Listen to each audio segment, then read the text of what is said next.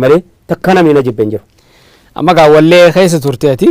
Wallee yeroo dhistee baatu kana mormiin si mudate hin jiru. Yoomin bahe. Walli sun jirta haree. Yoomin bahe muuziqaan jala dhiise malee.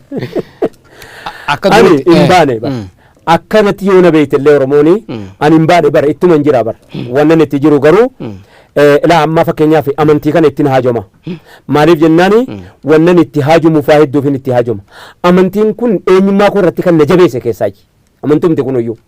Ragaan itti qaba ragaa adda addaan itti qaba of ta'uu keessatti na jabeessinaanani eegalee eenyummaa koo dura itti na jabeessu malee dubbatti na wantan goone dubbatti na harkifne. Kunis jira lammaffaa immoo akka gosaattis nuti gosa guddaadha. Qacceen keenya wallisuudhaan hin beekamu. Qaccee kabajamaadha amantii Islaamaa keessatti.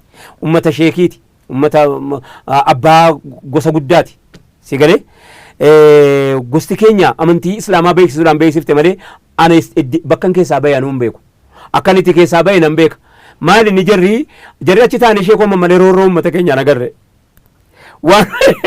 Waan ummanni bahaa itti jiru waan shawaan nu jalaa taate waan arsiin nu jalaa taate waan baaleen nu jalaa taate waan gujiin nu jalaa taate waan walloon nu jalaa taate nagarre waan amantiin jalaa ta'e qofitti argan si galeera dubbiin silaa waan hin jedhe kana inuma jedhu obboleewwan akaakayyuu kootii keessaa jarka sheeku ta'e illaniitu jiru nama walalooti isaan afaan Oromootii miti afaan Amaaraatiin miti afaan Arabaatiin walaloo jabaasaa warra hojjetu keessaa jechuun amma mormiin si mudan hojii wallee kan namni beeku sanii fi amma kaatitti jirtu eenyu mudachuu facaatee dhumteeyo yaa rabbi gooftaa koo isa immoo tokkoffaa an tokkichaan hin dhiifne abbaan koo umuriin koo as gaheera nuti warra guddaadha nuti gosa guddaadha qaccee akkanaati qaccee abaluu abaluuti gosti keenya takkaa waan ati hojjette kanaan hin beekamne abbaanii yeroo waa haasa'anu xaa godhanii sitti himan akka kan koo kana miti ani Mamma Siraaj maal na goote deetuma sitti waan hin jiru hundayyuu abbaan koo akkana miti ilmuma isaanii kana adabaan natti haasa'an an ilma keessaa iyyuu ilma quxisuu kurnaffaa kudha tokkoffaadha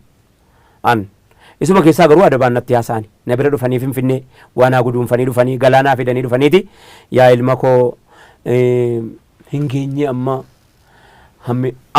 maalitti fakkaate seete waan bashannanaa jecha burraaqaa jirutti fakkaata babbaatti.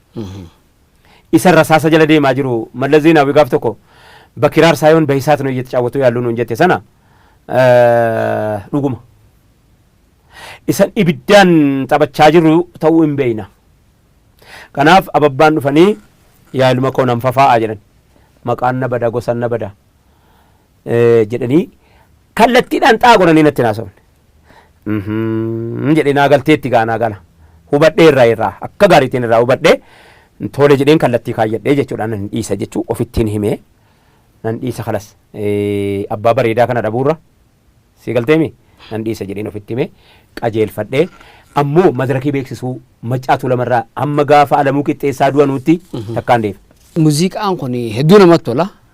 Keessaa bahuun kun akkamiin cimu yeroo keessaa baatee muuziqaa kana dhiistu kam ture mee haalli isaa? Dirree qabsooti malee nuyiif muuziqaa miti namaaf muuziqaadha isa dhaggeeffatuuf muuziqaadha isa dhaggeeffatuuf jaallata malee nuyiif dirree waraanaati warra yeroo sana keessa tureef dirree waraanaa immoo yeroo jirtu sitti tolee dhukaasa nuyiifi muuziqaa beez gitaariin tottobaataa daseetii fi wanni nuti achirra jirru jenni sun bara utuu silaa dookumentiidhaan waraabameera silaa ta'e bakka biraatti gale malee kuusaa yeroo sana yeroodhuma kana jettanii jettee dinqitaa bar amma wallisoota amma argan wanni kun keessaas dabarfachuu waan quba qaban ullee natti hin fakkaatu.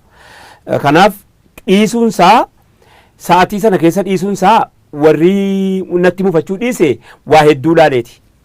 Tokkoffaa hawwisoonni biraa godaantee dhoomte namni asafee nama gabaabaadha namni hin baatu kuni dhufee na gorsa mootummaan karaa naa mijeessa mootummaan karaa sii mijeessa baay'ee karaa sii mijeessee akka ati dudduba kanaan si barbaadeeti asii mana hidhaa si naqe ka'ee asiin immoo akka ati baccabsitee baatu sii godhe karaa ati baddu karaa hedduu sii mijeessa.